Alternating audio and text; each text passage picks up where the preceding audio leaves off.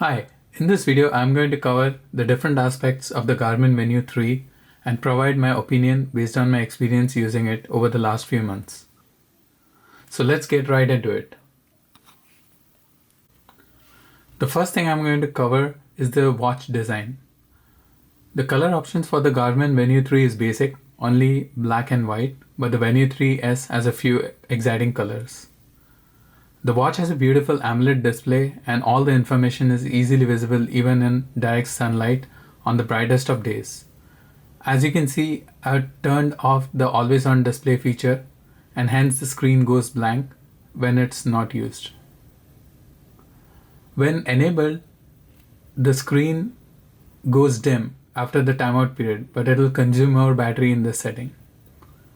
For some reason, I kept scraping the watch screen against different surfaces. Hence, I decided to put a screen protector from IQ Shield, and it has been barely visible and it has been doing a good job protecting so far.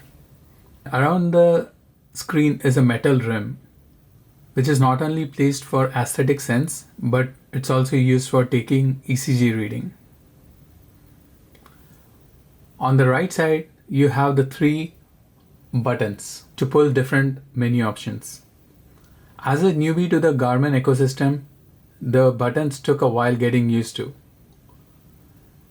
I still end up hitting the different buttons to pull up the menu option I'm looking for.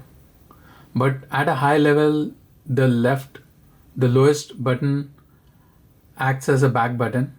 The top button pulls apps and activities, and the middle one brings recent apps. All the three buttons also support the long hold option to pull up different menus. On the left side, you have the mic and the speakers.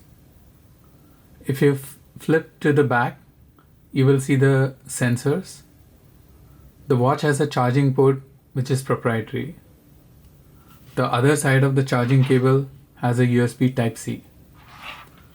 Personally, I prefer the Apple Watch's magnetic charger that snaps easily.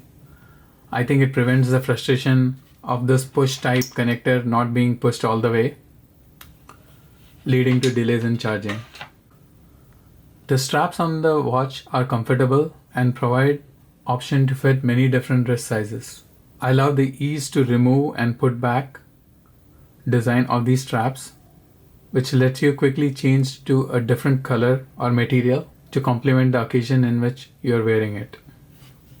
Because of the larger screen of the Venu 3, I was pondering if it would look fine on my smaller wrist or whether I should go with the smaller Venu 3S option. Luckily, the watch looks fine even on my smaller wrist, as I prefer to get the Venu 3 over the Venu 3S because of the larger battery size on the Venu 3. Overall, the design of the watch is great. It looks good and it feels comfortable to wear without any irritation to the skin. In fact, once even I got a compliment from a complete stranger who was an Apple owner who thought the watch looks great and he was inquiring about what type of watch it is. Next, I'm going to talk about the battery life of the watch. For a watch with such a beautiful touchscreen, GPS and music capabilities, the battery life of this watch is mind-blowing. I constantly get between 5 to 7 days with medium brightness, 2 to 3 times working out and playing music occasionally through the watch. I do keep the watch always on display turned off to conserve battery. I love that I do not have to worry about charging the watch every night, just like I have to do with my phone. Next, I'll cover the integration of the phone with the watch from an iPhone perspective. The connection between the watch and the phone is established using Bluetooth. Once they are paired, both the watch and the phone can act as a client to each other. Because the watch is connected to the phone and always on my wrist, it has been helpful in many ways. I'm often able to pick up calls when the phone is on silent and not in my vicinity, so I can pick up the call from my watch. I'm able to find my phone using the Find My Phone feature.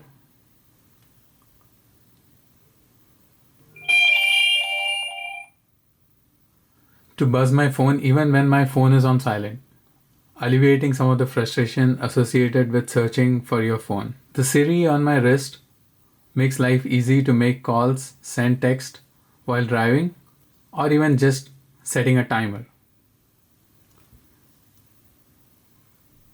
Hey Siri, set a timer for 5 minutes. 5 minutes starting now. In addition to the call notification, the watch can get other notifications from your phone. As such, the watch would mirror the notification from the phone. By default, after the initial setup, I was getting notification for all texts, apps, and calls. But you can customize the notification specifically for each of these groups, such as here, like there's calls, text, and apps. So you can specifically set out different notification levels for each one of them. Unfortunately, there's no easy way to granularly control the notification between different apps. So, for example, you cannot say, I want notification just for the weather app, but all the other apps should not give any notification. This is one of the limitations of the notifications in this watch. Finally, Garmin provides two apps on the phone, the Garmin Connect and the Garmin IQ. The Garmin IQ is for creating custom watch faces and installing apps on the watch. But the Connect is the main one, where you would be able to view all the data the watch is collecting in charts and tables and other easily readable format. I'll show some of them in later sections when we discuss about the body battery and activity tracking. Alright, next we'll cover the different activities available on this watch. There are many different activities available on this watch, as you can see here. If it's not listed here, you can edit and add a few more as well, which is on this list. Or if it's still not here, you can create your own custom activities, and it'll provide some basic tracking for those. For that, you will have to use the Connect app on the phone. I've used this watch while playing tennis, walking, running, treadmill, strength training, and cardio. After a tennis session, I love to check the status, such as what was my max heart rate, the graph of how my heart rate was going up and down, and what was my max speed. All this information is available from the Connect app. For running type activities, treadmill or running, the watch provides even more details, such as your stride length, ground contact point, which might be little bit of an overkill for general runners like me, yet it's a nice to have feature. I found the strength training on the watch a little bit weird. The watch will ask you to input reps and weight. The number of reps you put in each set, the watch does try to guess. It has been a hit or a miss. One thing annoying here is that after each set, you have to push a button. I think it's the bottom one, and it'll put you in like a rest mode. But sometimes and then you have to restart and hit the button again so that the next set starts. And often I kept forgetting to hit this, and that was a little bit annoying. I wish the watch could track and figure out based on your heart rate that the new set has started, but unfortunately it does not do that. Another issue with the strength training is that the number of sets, you cannot group them into different workouts, say 3 sets of dumbbell flies or 4 sets of bench press. So when I come home, I end up having 18 sets, which mean I've done say 6 different workouts, each of 3 sets. After workout, if you view the activity details in the Connect app, it also guesses each workout name and the muscle group you worked out. This again has been a little bit of a hit or miss, and some of the exercise it cannot predict, and sometimes the muscle groups have been right and sometimes it has been totally off. Finally, I also added my own personal activity called as mowing, because I've been spending and burning a lot of calories during each mowing session. Unfortunately, because I'm using a self-paced mower and my hands stay on the mower handle, it does not count steps. This is a bummer because I think I easily would be getting around 3k to 4k steps during each mow. It still gets the other stats such as the distance covered, heart rate, etc. Lastly, in relation to the activities, the watch also has a recovery session. So this provides the number of hours you should take it easy or stretch and recover before your next hard activity. This way you prevent from overtraining and get the best results. I found this fairly in line to my own gut feeling after a grueling workout. Alright, next let's talk about the sleep and the nap data. The watch collects and provides many different data points related to sleep, such as breakdown of different stages of sleep. So if you can see here, like it provides like a nice graph of like when you were sleeping, had a deep sleep, when you were awake, when you had REM and light sleep, and so on. This feature, I'm sure, is a strong suit of this watch. I like the commentary provided when you press this little, when you follow this yellow indicator here. Generally, I've found that this commentary here is fairly accurate. There has been days where the watch said that I'll get tired soon or I'll feel irritable during the day, and I woke up in the morning fairly feeling good, but by the afternoon I was starting to feel tired. Another interesting thing is that this watch can track your naps, not just your sleep. So if you take a little nap during the day, it'll count towards your general wellness. And there's like two ways of doing this. Like one is you just take a nap, and if you take more than 5 minutes of a nap, the watch will track your nap automatically. Or you can just go into naps and then you can say you're going to start a nap and set a timer if you want a timer so you don't oversleep. So this is one of the cool features like some of the other competing watches don't have. But again, like this feature and the sleep feature does have like a few glitches, of course. So with the naps, I've seen that especially during the initial few days of me wearing this watch, the watch would tell me that I took a nap during the day, like, and it'll say like, oh, great job, like taking a 30-minute nap in the middle of the day when actually I was working. I do work on a computer, so maybe my heart rate was low. I also believe that this has not happened recently, so the watch was probably trying to figure out using all my data points that whether I'm taking a nap or not. So it's probably best to start a nap and then take a nap, so it actually tracks it well. Another issue I've seen is also similarly with the sleep is that there has been days like where it had told that I had a nice long sleep, but when I look, like it would like consider that my sleep started at around 11, but when actually I went to sleep at 1.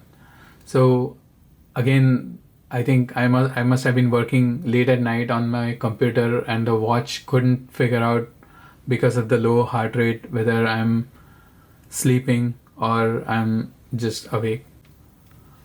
Lastly, on this sleep section, there's also like a sleep coach, which again gives you a little commentary, and it says like today it's saying like I just need like normal sleep. So again, it kind of will tell based on if you haven't been sleeping well, then it'll recommend more sleep.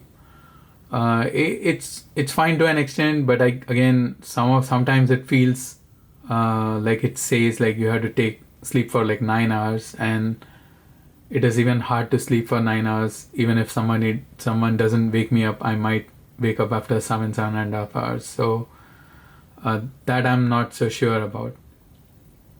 But overall, the sleep related data gives a good prediction of what to expect from your day, and it's a good way where you can see your trend of how well you're sleeping, as sleep has been proven to be one of the very important factors for us human beings. All right, next let's talk about a exciting feature called as body battery.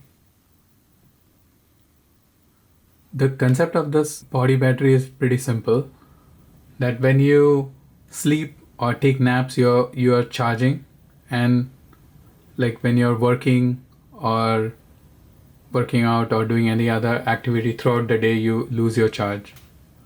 And here again there is this yellow indicator that gives a little commentary of how your body battery is at this point in time, and it kind of recommends like what I should be doing.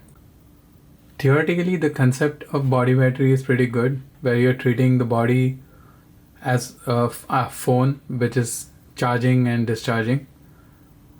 Of course, there is some holes in this argument of treating a human body as a phone, because in addition to sleep and stress, there are other factors which humans go through, like your hydration level, your emotional state, the type of food you eat, the amount of food you eat, like all these things will be impacting the body battery in some way. In general, I found the body battery to be a good indicator of actually how I feel at the end of the day. Of course, there are times that I feel that my body battery is showing as like 5%, but I have like way more energy. And some days it shows a body battery of 30% while I'm totally like spent. So just listen to your body, and this just gives a decent indication, but definitely listen to how you feel and your body more than what the watch says. Alright, let's talk next about the music capabilities of this watch. This watch has an exciting capability of storing and playing music directly from this watch. As you can see here, there are 3 different kind of music providers. One is my watch. In this case, like you can load the music directly inside the watch and play from there without any need for your phone or anything else. So this is excellent because I can leave my phone at home, just wear my watch, and I can go for a run or go to the gym, so I'm not distracted. I'm fully heads down on my workout or on the running. This was one of the features which had pushed me from the Polar ecosystem to the Garmin. The Polar watches, unfortunately, even today, at least the ones in this range, do not have this capability. Of course, other than that, this watch can also, be a client to your phone, where you can control the music on your phone by just the watch can like either play, or you can like turn up the volume and so on. And it can also play music from a streaming service like Spotify, in which case of course you would need a connection to the internet. Alright, let's talk about some other features the watch has. So the watch does have the ability to track VO2 max for running. It's in the user profile, and here I can go into the VO2 max, and this says like when it was last updated, and I can force it to calculate again by tapping on it, and then it says you have to go on a run. That's one thing. Another exciting feature I like is the fitness age. So the watch gives you like a estimate of your actual fitness age as compared to your chronological age. So this is a good feature to help you stay motivated, and it also gives you like actionable insights, which I'll show you in the app, where it exactly says what you have to do to reduce your fitness age. So it specifically says like you have to lower your resting heart rate, or you have to lower your BMI, and so on. Other than the newer fitness features, the watch does track your basic metrics such as your heart rate, steps, and the floors climbed, and so on. You can set up your fitness goals, and the watch would give you those specific targets.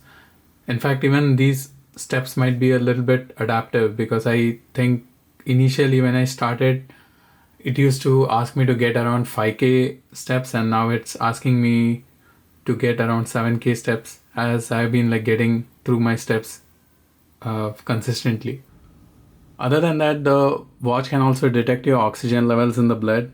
Let me see if it can do it with my fingers.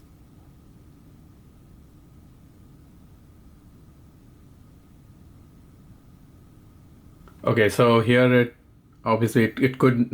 it may not be so accurate because I have it on my fingers instead on my wrist, but it does like calculate the oxygen levels. Other than that, mention a few small features, like they have the wallet where you can set up. I mean, I have not set the wallet Garmin Pay option, but once you set up your credit card details on the Connect app, you can pay just by tapping and paying without having even if you don't have your phone. Lastly, there's also a jet lag advisor, which gives you guidance on when you change time zone, like when you have to seek light and so on, so that optimizes your or like reduces your jet lag effect during travel. This is something interesting which I would like to try during my next travel. Alright, so what are my final thoughts on the Garmin Venu 3 and Venu 3S? The watch is definitely pricey at $450, but often you will find it go on sale at around $400.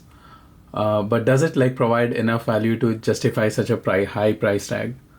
I believe the watch does provide the value to justify the price point. First, it does a good job both as a smartwatch and as a fitness tracker. It also like provides, it is like great looking watch with a beautiful touchscreen and color display. It has excellent battery life for a modern watch. The music on feature is pretty awesome, so you can leave your phone at home when you're working out. The sleep and nap tracking along with the other fitness activities and tracking provides a nice holistic view of your wellness. So it also provides features such as the fitness age, which are very motivating for users to stay on top of their fitness. At least for me, it has been so far in the last few months.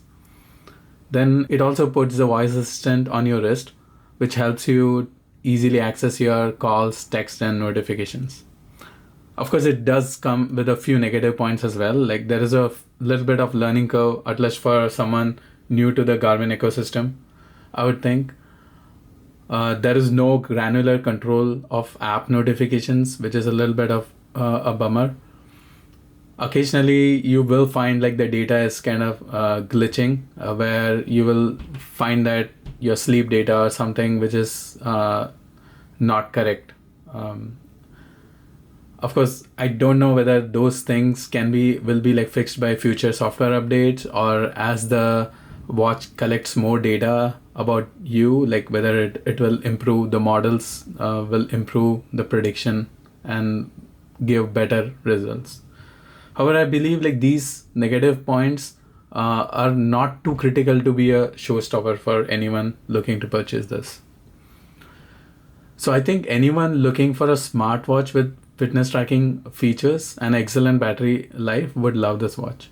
On the other hand, anyone who is into extreme fitness might benefit from a dedicated fitness tracker instead of a watch like this. Also, I believe that anyone who wants a very tight integration with their phone might benefit from a phone OS specific watch. So anything which pairs well with Android, or anything which pairs specifically with iPhone. Well, that concludes this review of the Garmin Venu 3 and Venu 3S. If the video was helpful in any way, please subscribe to our channel for more such hands-on review. Thank you for watching.